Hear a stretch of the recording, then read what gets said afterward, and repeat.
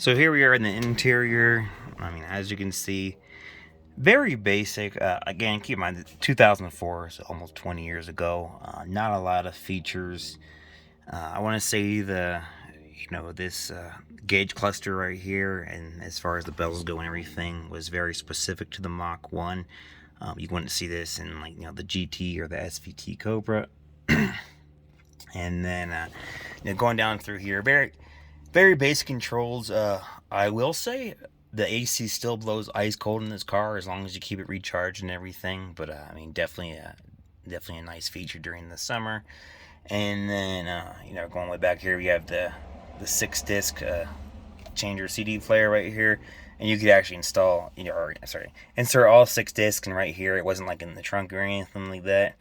However, it doesn't work anymore. I want to say there's probably some belts in there that have since dry rotted. So, I mean, stereo still works and everything. Could I replace it with something more modern? Of course, but I mean, I just want to leave it all original. And plus, again, I don't drive this car that often, so it doesn't bother me just to listen to FM stations whenever I am. So you can see it has the traction off button. So that was the nice thing about that tuner I mentioned I had. So there was a setting in there. You could permanently turn that off. So to me, I mean, traction control is absolutely garbage, especially in an older vehicle like this. So you want to keep that off. I don't care if you're trying to drive in the snow even, you want to keep that off. So yeah, first thing you want to do. Now, however, with my aftermarket axles, there's no way to hook up the wheel speed sensors. Therefore, it wouldn't matter. This car couldn't have traction control if I wanted it to. Like I said, it's perfectly fine with me. And then also, I actually don't have ABS either. That wasn't on purpose. Just one of the something to do with the wheel speed sensors, and one of the lines actually busted off. Again, I'm not driving this car daily, and as long as you're driving defensively and paying attention, it's not going to be an issue.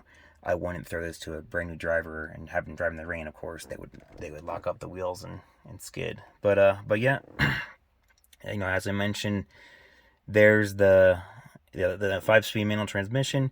You're probably wondering why that shift knob is upside down. Honestly, it's aluminum and everything. Every time you unscrew it and screw it back on, it goes on a little bit further, so that's why it's done a complete 180 at this point. As far as the shift pattern goes, I mean, it's the same as in any other 5-speed. One upgrade I would highly recommend, though, and it's not even that expensive, is throwing in a short shifter in here, which this does, of course, have.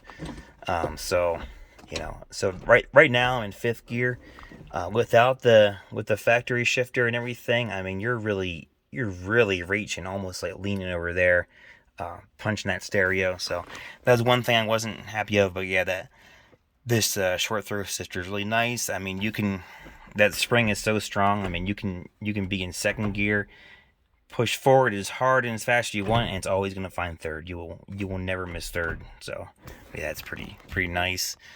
But yeah, other than that, I'm just going around here.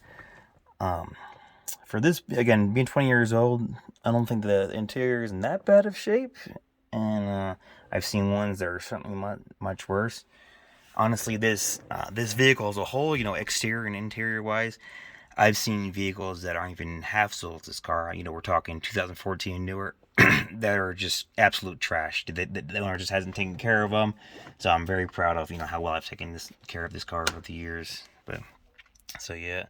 Other than that, there's not a whole lot of. Oh, I mean, just something kind of cool. The pedals in the Mach 1 came with these pedals, whereas like a GT right from the factory, just gonna have the basic black pedals. So that's kind of neat right there. And then also the stereo system too. It did come with the Mach audio system.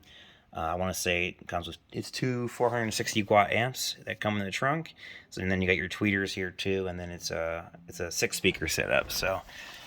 Again, I mean, by today's standards, does it sound that great? Probably not, but like I said, back in the day, it was pretty nice just from the factory. So then, only other thing I want to do as far as this video goes, I'll probably just get out. We'll do a quick exhaust clip video. A cold startup. Well, I shouldn't say cold startup, but just a startup video. And then I do plan on doing a quick behind the wheel video, driving video. I'm going to use my GoPro for that, so I'll switch cameras. So that's going to be a separate video from this one. But yeah, so like I said, that's pretty much everything I wanted to show you for my car. And then, would I recommend buying one of these in 2023? I mean, honestly, it all depends on what you can find, the conditions in, and also the price for it. I don't see a lot of these around in the area I'm in. Last summer at a car show here, I ran into a guy. He had an '03 Torch Red Mach 1, and his was super mint condition. I don't even think he had 30,000 miles on it. But yeah, other than that, don't see too many of these. I don't see a lot of new Edge Mustangs period on the road. I think a lot of them have just been beat and destroyed at this point. So it's unfortunate, but yeah, it is what it is. And again, the area I'm in, everybody has trucks and Jeeps too, so that could have something to do with it. And then, the only other thing I wanted to talk about too, like I said, this is the Mach 1 trim. So there were actually four different trim levels in '04. Of course, the very first one was just, I think they just called the Ford Mustang. Maybe I had nicknames of the V6 Coupe. I'm not sure if that was official. And that was just, personally, I have never been a fan of the V6 Mustang ever. I think they should have only made the V8, but I can understand they want to, attract a wider market and, make cars a little more affordable.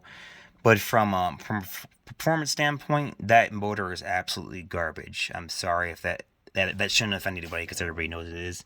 It's the 3.8 liter V6. I want to say, I think they said it made anywhere from 170 to 190 horsepower. Who knows?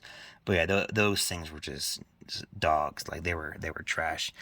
But anyway, so yeah, there was that, and then you had the GT, which came with the two valve 4.6 liter V8, and then those were making 260 horsepower in this year. Again, still trash. I mean, let's be real. That's not good for a V8 in the early 2000s.